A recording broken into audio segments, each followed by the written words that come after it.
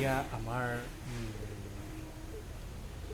এই যিটো ম'হৰ শিঙৰ প্ৰস্তুতিৰ কাম চলি আছে। আচলতে ম'হৰ শিঙৰ পেপাৰ প্ৰস্তুতিৰ কাম চলি আছে এয়া।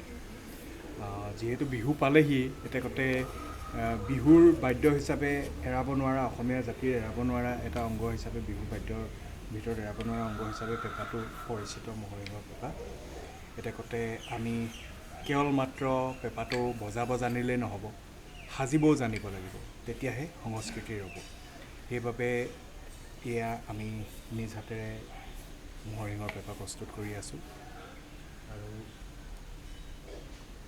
আৰু পেঁপাটো প্ৰস্তুত হোৱাৰ পিছত ভাল লাগিব আৰু বজালে। বাৰু হ'ব দিয়া।